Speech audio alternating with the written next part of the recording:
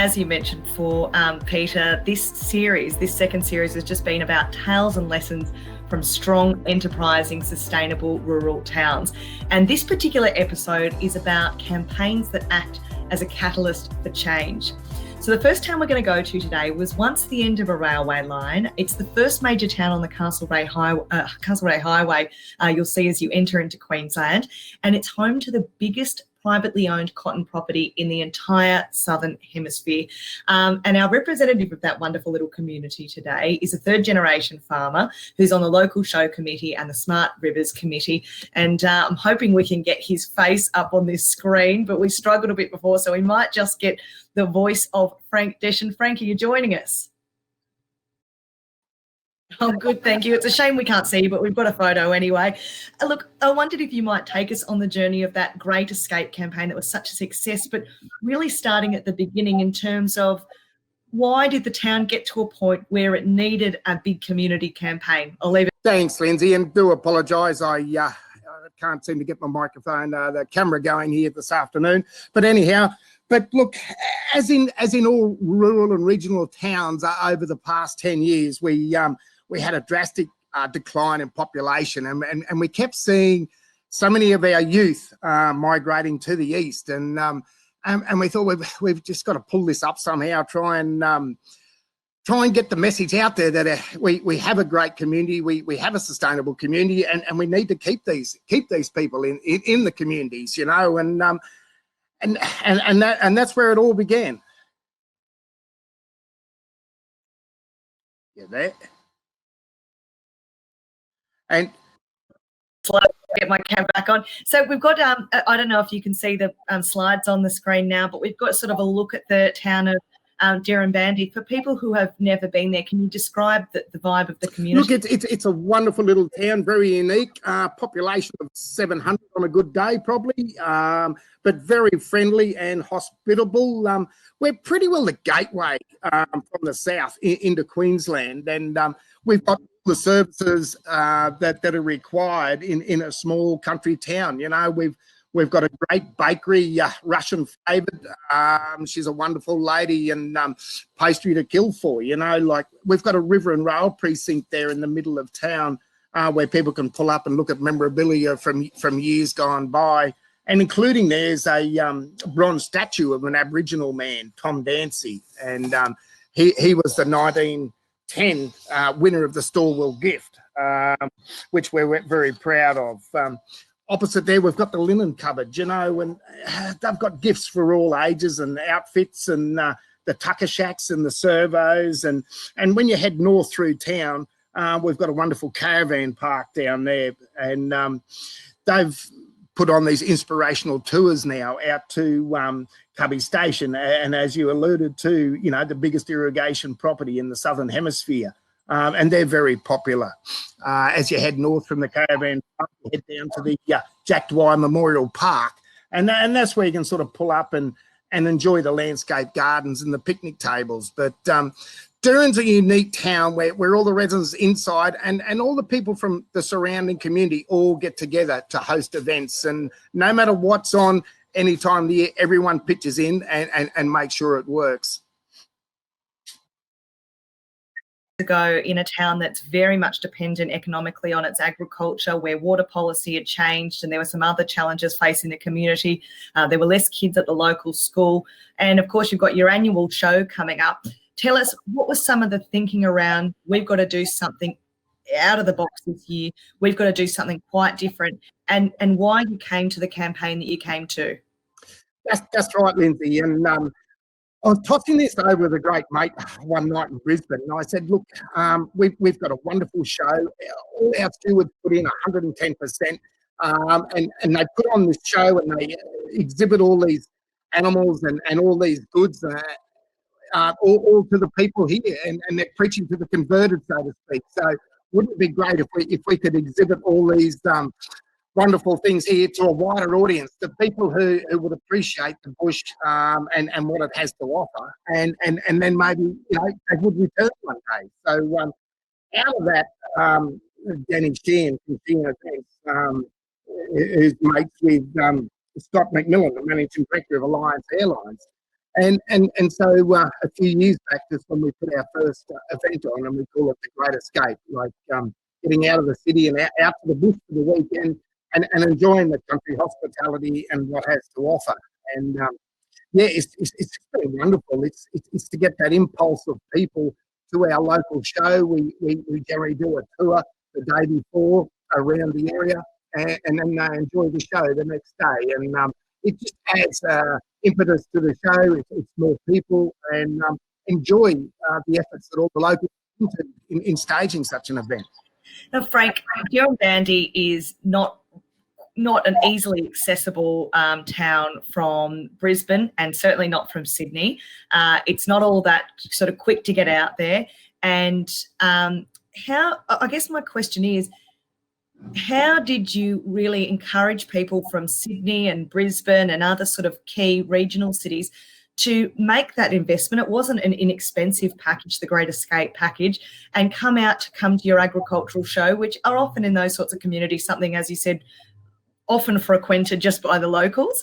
And how did you come to build such a cohesive program so that they enjoyed farms, that they went and experienced sort of local wines, that they got to have a barbecue with locals, and make sure that they got an experience that was worth the $900 investment per person? That's right, Lindsay. And look, the first one did take, a lot of work to get off the ground. And we had an army of people and all through the show committee, and we said, okay, you've got to find 10 people not associated to you or family or anything, and try and entice them to come out. And once we got that core group of people in the early days, through a lot of contacts and all the rest of it, from then, every package has been booked out in advance, so like it's getting that initial experience out there, and those that enjoyed it then all went back and told family and friends and highly recommended it. So initially, yeah, it takes a heap of work to get people out to come and enjoy that, but we knew they would, because many of our children out in the West will go to boarding schools, and when their friends come out to visit, or their parents may come out in that too, it's just a whole new different world, and they drive away in awe, so I think everyone who comes out and experiences it has a wonderful time. You get it, your audio's a little bit on and off, Frank, but it's much clearer at the moment. Look, this is the thing, Dirranbandi is a small town. It's got a big heart, and it's a long way from those big cities. How did you get, like we can see on our screen now, Channel 9, Sunday Mail, you got a star from Home and Away to open the show? Like, how on earth did you coordinate all of these spectacular elements of the Great Escape weekend? Yeah, look, look, I went down to Brisbane and sat there for a week with Danny, and we just walked around all the different big end of town, so to speak, and very lucky. There was a good mate of Danny's, Peter Gleeson, who was in the Sunday Mail editor at the time, and we just used people who knew people, and points of contact, and just went and saw them, and it was funny, it's amazing once you ask the question how many people would jump on board, and they all did, and they were only too happy to come and help, and put their support behind it, like the Country Life right behind it, Channel 9, and so forth. And yeah, it was just great. It was great. And with that builds momentum in the rest. So I wonder if you might walk us through some of the images on the screen here in terms of how you planned out that weekend, but also tell us, how did you measure the success of it? What did good look like, and how did it start, and where is it, if you'd had a show this year, which of course no one really did, but I mean, what is the future of the Great Escape weekend? What has it done for your community? Oh, look, it's been fantastic, Lindsay. We had caravanners come back through and who've pulled up in town and stayed and done some tours and visited the shops and the like. And also, that, they came out on the Great Escape. They got a taste of it just for a very short time. And they've come back now on a trip and stayed in the town for a longer period of time to look around at all the assets we have. And as you can see, look, we're very rich in agriculture, horticulture, grazing, and all livestock enterprises, so there's so much to see out in the bush. All you need is time. And And unfortunately, the way the world is now, well, people will have a bit more time locally to come and do these sort of things. And we're planning next year. We've got 3 packages on the trot at the moment, one to our local show, and we're staging another Paul Kelly and Friends, as you see on the screen there now. We've got another concert organised for the 11th of July next year, COVID permitting, which we've got 2 charters coming out. So, yeah, we're in the throes of organising that as we speak. Frank, it's Benjamin here. Frank, I just love kind of like the idea and how you've evolved it. And obviously, you took a lot of risk in putting that first one on. How did you convince the naysayers? You know, I mean, you really are thinking outside the box here. In fact, some would say you got rid of the box and you've really gone for something that really was quite a vision of how you could bring people to town. Was there opposition? How did you overcome it? How did you get the bulk of the community on side? Yeah, look, and initially you're spot on. The show meeting, we brought it up. There was, you could have heard a pin drop. And I thought, this bloke's really lost his marbles, you know. But as it developed, and we did struggle. And I will admit, we did struggle to fill that first charter. It was difficult to convince people, but eventually we did, and from then it's rolled on. And the Show Society, I just love it now. It just builds people of all walks and lives, and the locals just love that interaction and to share that hospitality with people. And yeah, and it's just great to see those faces come back again on subsequent tours and just travelling through, you know. So it's a win-win for everyone, I think. Yeah, Frank, lots of our local show committees are really struggling to retain this show, to retain people's interest, and above all, keep the volunteer base. What's your advice to small town show committees about the future and how they keep that important event going? And it is most important because it is the heart and soul of our local communities, the local show, you know, and we've embraced our youth, and the youth have responded and become stewards in many of the events to put that on. And let's face it, they're our future, you know, so we encourage them, and luckily in Dirranbandi we've got a lot of young people who come to the show and support the show and take roles in the show, which is bloody refreshing. So yeah, couldn't emphasize more. You've got to target the youth and keep them involved.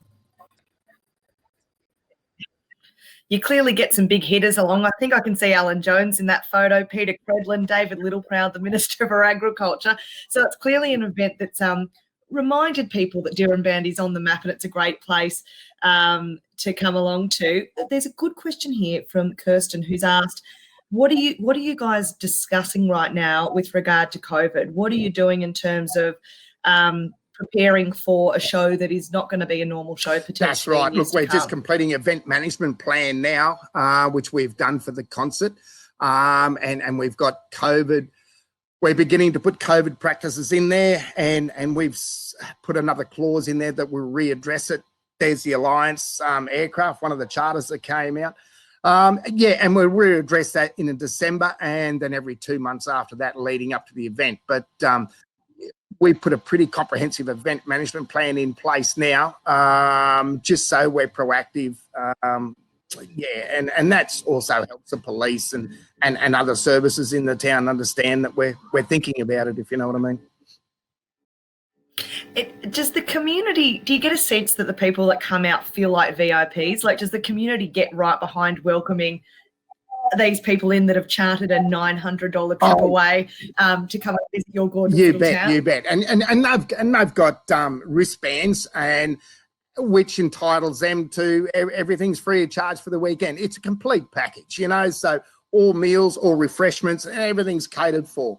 And people can recognise, our locals recognise these guys by the way of the wristbands, and make time to go up and talk to them and as they're going around the showgrounds. And it's amazing the questions they ask and the knowledge that they learn and go home with, you know. And it really, it's just trying to see the change of attitudes, you know, like even being a bit of a cotton town, you know, like in days gone past, cotton sort of hasn't been the flavour of the month. But I guarantee you, once they listen to some cotton growers and water use efficiencies and the less chemical that's applied to all the rest of it in all our farming practices, people go away with a very different point of view. I love it. I'm just asking everyone now on a poll, have they been to Dirranbandi? And I think we might be able to convince a few more people to jump on your charter next year. I know that you are travelling at the moment in between your home and Brisbane, and you've been so wonderful in giving us your time today and joining us for this session.